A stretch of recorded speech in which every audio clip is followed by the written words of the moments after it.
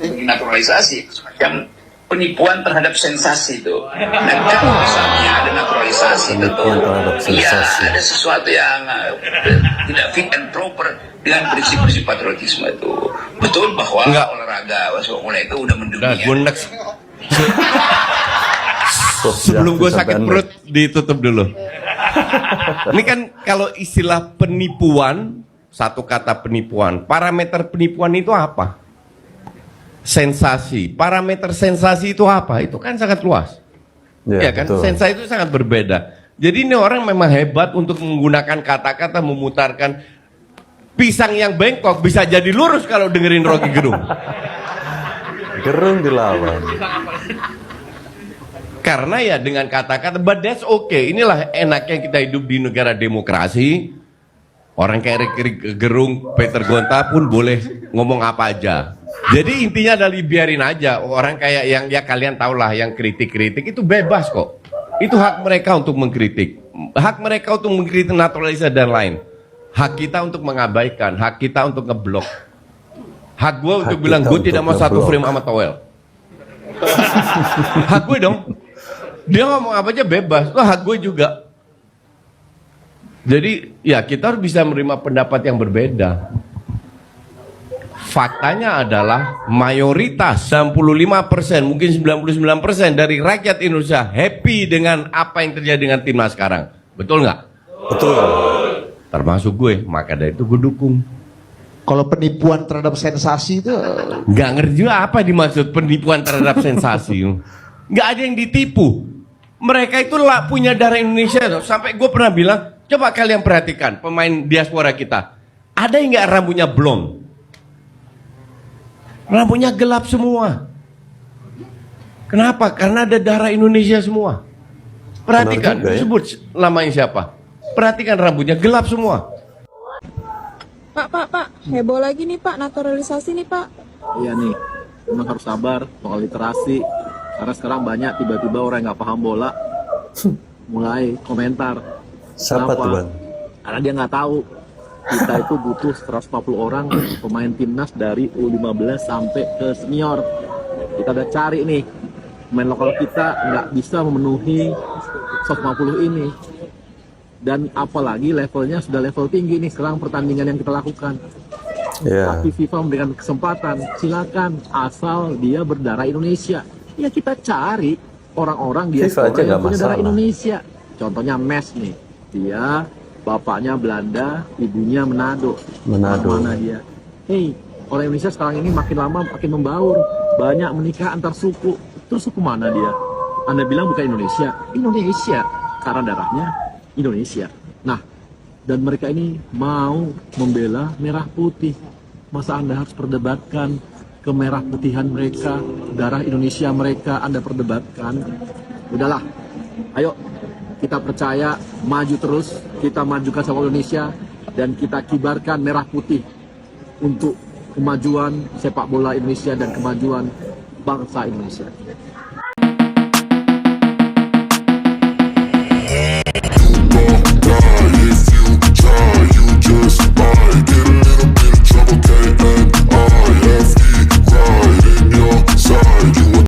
Salam olahraga, teman-teman, jumpa lagi bersama saya di Falcon White Channel. Sebelum saya menanggapi dua video yang sudah saya tampilkan, saya ingin mengucapkan terima kasih kepada teman-teman yang sudah berbelanja di link yang saya sediakan di kolom deskripsi ya. Nah, teman-teman, berbicara tentang naturalisasi, banyak yang belum paham ya. Apa itu naturalisasi? Mereka berpandangan bahwa naturalisasi itu adalah orang-orang yang berasal dari luar negeri kita jadikan sebagai warga negara Indonesia. Yang sebenarnya itu adalah orang-orang yang selama ini menghilang ya, ibaratnya mereka ini anak yang hilang. Keluarganya mereka, di dalam jiwa dan raga mereka itu mengalir darah Indonesia. Ya. Nah, sekarang bagaimana caranya agar mereka bisa kembali ke Indonesia? bagaimana caranya agar mereka bisa membela timnas Indonesia. Toh, mereka bisa bermain bola. Satu-satunya cara agar orang-orang yang selama ini bermain bola di luar negeri, orang-orang yang mempunyai darah Indonesia, kita jadikan mereka sebagai warga negara Indonesia dengan cara naturalisasi. Dan itu diizinkan oleh FIFA, tidak menjadi masalah. Tapi tiba-tiba muncul orang yang tidak mengerti sepak bola, seperti Rocky Gerung, Peter Gonta. Tiba-tiba saja mereka mengomentari terkait dengan sepak bola. Mereka mengomentari terkait dengan program naturalisasi. Pertanyaan saya buat Anda-Anda yang protes tentang naturalisasi. Apakah Nathan Joe, Martin Paes, ya, Justin Hubner, Rafael Strijk, mereka ini membela negara luar? Tidak kan? Mereka datang ke Indonesia benar-benar membela merah putih. Bukan membela merah putih dan biru. Itu yang harus kalian paham. Jadi di mana letak penipuan, sensasi yang digaung-gaungkan oleh si Rocky Gerung ini? Bapak anggota DPR ini, dia bilang, katanya dia nggak bangga sama timnas, katanya yang main bukan Akamsi. Lagian kalau Bapak nggak bangga sama timnas, ya nggak apa-apa. Kami juga nggak bangga kok sama kinerja Bapak. Ya nggak masalah, imbang gitu, satu-satu. Ya kalau kita sih sebagai rakyat sebetulnya mau Akamsi atau naturalisasi, itu nggak masalah. Yang penting punya prestasi. Bukan kami nggak percaya sama pemain lokal, Pak, tapi kenyataannya, Bapak lihat deh, di Dewan itu nggak ada naturalisasi, Pak. Itu orang lokal semua. Mungkin bisa dibilang itu Akamsi semua. Tapi apa prestasinya? Bapak lihat di Dewan, nggak ada naturalisasi, nggak ada prestasi. Jangankan berprestasi, kerja yang sesuai standar aja kayaknya susah. Kita belum dapat itu. Lagian Pak Erik punya program naturalisasi bukan buat bangga Bapak. Pak Erik mau buat bangga bangsa Indonesia. Mau buat bangga seluruh rakyat Indonesia yang cinta sepak bola. Pak Paco setuju gak dengan naturalisasi? Oke? Lah Bambang Paco masih ketua Komisi 3 yang gedok ya bos. Asik. Jadi naturalisasi ini kita bisa ngeliat dulu pasukan kita, pemain kita bisa ngeliat langsung praktek di lapangan. Oh, untuk menjadi seorang pemain sepak bola itu yang hebat itu harus punya disiplin tinggi. Ya, yang betul. dipelajari ternyata bukan hanya sepak bola, tetapi mental juga dipelajari. Ngeliat langsung, ini bukan transfer of knowledge, tetapi ini melihat contoh langsung di depan mata. Jadi Pak Paco setuju gak? Sementara setuju. Tapi ketika kita udah jagoan, ya gak perlu kita bisa, ya kita saja. Kalau sudah bisa, kalau belum belajar. Ini yang saya suka, ya. Kalau memang sudah bisa, tidak perlu. Kalau belum, kita belajar. Artinya si Bambang Pacul ini paham, ya. Sekalipun dia sebagai anggota dewan, tapi dia sedikit mengerti tentang sepak bola. Bagaimana tujuan hadirnya para pemain-pemain diaspora ini tentu bukan hanya semata-mata untuk membela timnas Indonesia, tetapi ini supaya bisa dilihat langsung oleh para pemain-pemain kita yang berkarir di dalam negeri. Berbicara sepak bola bukan hanya soal lu bisa tendang bola, lu bisa passing bola, bukan. Berbicara sepak bola itu kita berbicara tentang mental, ya, berbicara tentang disiplin. Terkait dengan mental, itu pemain-pemain kita yang bermain di Liga Indonesia belum bisa diandalkan, ya. Ketika ada sedikit hal yang dilakukan oleh wasit, ya main tangan, artinya secara mental belum bagus, ya. Yang dibutuhkan oleh Coach Sintayong saat ini adalah pemain yang benar-benar bisa bermain bola, ya, bisa mengikuti aturan-aturan yang diterapkan oleh Coach Sintayong, ya, punya mental bagus. Itu bukan pemain-pemain yang ketika dipanggil oleh Coach Sintayong lalu apa? Mangkir, kemudian mencoba menipu dengan memberikan sebuah alasan yang tidak masuk akal, dan pada akhirnya tertangkap tangan. Itukah yang dibangga-banggakan oleh si Towel? Yang katanya kasihan, Hernando sudah belajar dari bawah sampai naik menjadi kiper nomor 1, tiba-tiba saja kita mendatangkan Martin Paes. Hernando sendiri saja tidak mempersoalkan hal itu kok. Bahkan ketika baru-baru ya kita berhasil menaturalisasikan 2 pemain ya, Aliano dan juga Mes Hilgers yang berposisi sebagai back. Rizky Ridho dalam sebuah kesempatan menyatakan bahwa dia sama sekali tidak keberatan dengan kehadiran Mes Hilgers. Ya, bahkan dia bersyukur dia bisa belajar langsung dari Mes Hilgers. Coach Justin ditanya pendapatnya tentang omongan Rocky Gerung, yaitu tentang naturalisasi. Dijawabkan dengan Coach Justin itu dengan bijaksana dan logis. Nah, yang lucunya ini pembela Rocky Gerung itu bilang, katanya orang-orang yang gak ngerti filsafat akan menelan mentah-mentah ucapannya Rocky Gerung yang filosofis itu. Bro, Anda itu belajar filsafat untuk bijaksana, bukan untuk meningkatkan ego, bukan untuk semakin merasa pintar. Kalau untuk pintar itu banyak orang lain lebih pintar tanpa harus belajar filsafat gitu loh bro. Jadi gini, sekarang kita balikin deh. Paham dia bang. Rocky Gerung ngomongin bola, ngomongin naturalisasi, dan dia nggak paham bola, nggak paham naturalisasi. Berarti sama dong, Rocky Gerung juga menelan mentah-mentah kalau begitu. Makanya bro, belajar filsafat itu untuk bijaksana, bukan untuk ngerasa paling pintar. Seakan-akan orang-orang yang belajar filsafat lah orang paling pintar. Kalau gitu malah menunjukkan kedunguan Anda gitu loh. Ya, memang secara tidak langsung Rocky Gerung menunjukkan kedunguannya sendiri ya. Bagaimana ketika Anda yang hanya tahu makan pisang goreng, tidak tahu cara buat pisang goreng, Anda mengomentari, ya ini harusnya begini, ini harusnya begini, kan lucu. Ya, Anda belajar filsafat tapi Anda mengomentari sepak bola.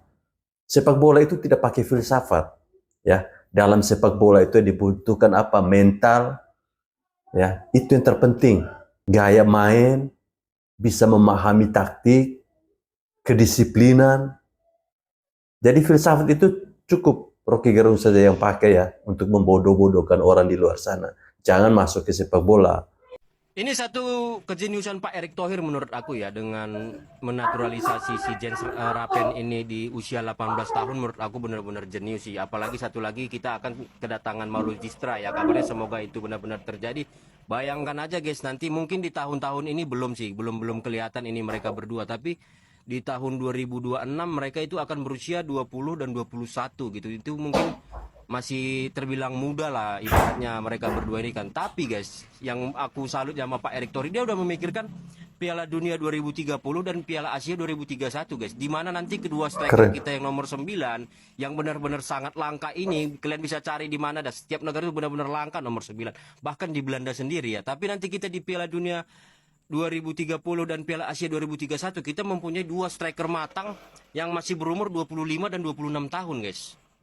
Dan mereka itu benar-benar, apalagi mereka bermain di liga-liga luar lah kita bilang ya. Semoga aja mereka dikontrak klub-klub besar, apa klub-klub yang kompetitif lah minimal ya. Asal jangan bermain di Liga Indonesia nya. Takut aja ketakutan aku kalau cuma nanti main di Liga Indonesia mentok di situ-situ aja. Nah di situ sih sebenarnya menurut aku kejeniusan Pak Erick ya. Dia udah wacana pemikirannya udah sampai tahun Piala Dunia 2030 dan Piala Asia 2031. Semoga apa yang dibikin sama Pak Erick Thohir ini benar-benar menjadi ini ya, benar-benar berbuah manis untuk timnas ya di masa-masa yang akan datang ya. Karena memang nomor 9 ini sangat sulit sih guys untuk tahun-tahun yang akan datang menurut aku ya. Itu maju terus sepak bola Indonesia. Thank you PSSI atas kerja kerasnya. Thank you guys ya. Ya, itu yang tidak dipikirkan oleh orang-orang selama ini ya. Mereka selalu berpandangan yang negatif terkait dengan Ketua Umum kita, Bapak Erick Thohir. Padahal yang dilakukan oleh Bapak Erick Thohir ini tujuannya sangat mulia ya. Dia ingin membangun sepak bola Indonesia ini agar bisa dipandang oleh dunia ya. Tidak heran jika kita melihat bahkan pemain-pemain yang masih berusia dini 18-17 tahun itu dinaturalisasi. Artinya ini sebuah persiapan untuk melangkah ke tahun-tahun berikutnya, ke event-event berikutnya. Bayangkan ya, yang dilakukan oleh Bapak Erick Thohir saat ini, beliau persiapkan untuk Piala Dunia di tahun 2030. Ini kan luar biasa sekali.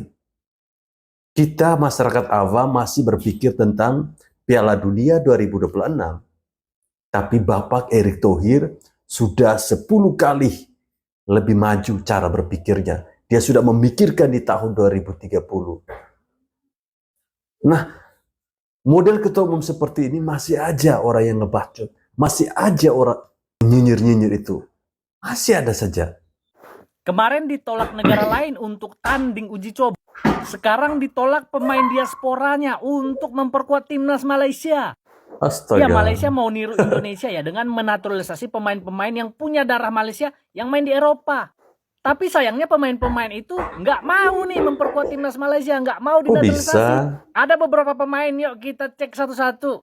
Yang pertama ada pemain Leganes, Naim Garcia. Ya, yang pernah ada di Akademi Barcelona. Dia nggak mau main untuk timnas Malaysia.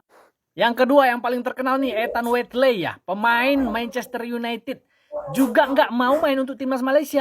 Sampai beberapa media menuding kalau sebenarnya Ethan ini nggak punya darah Malaysia, makanya nggak mau main untuk timnas Malaysia. Ethan jadi klarifikasi, dia memang punya darah Malaysia. Memang Ethannya nggak mau main untuk timnas Malaysia. Yang ketiga ada Ferry Druif, pemain Rapid Vienna, sama nggak mau main untuk timnas Malaysia.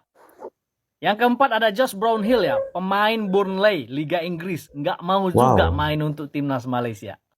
Ibarat laki-laki kan, kalau misalkan menyatakan cinta sama satu cewek, kalau ditolak ya cari cewek lain kan.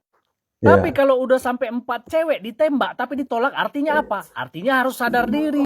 Laki-laki itu harus sadar diri. Kenapa ditolak sampai 4 cewek? Ya Malaysia juga harus sadar diri. Kenapa dia ditolak oleh pemain naturalisasi tersebut? Ya dulu di Malaysia pemain naturalisasi itu dikucilkan. Bahkan mulai dari proses naturalisasinya udah dikucilkan. Yang paling jelas adalah pemain naturalisasi Malaysia, penyerang Mamadou Soumaré ya. Yang ketika main untuk timnas Malaysia, 80.000 supporter di Bukit Jalil itu meneriakkan namanya. Wuh.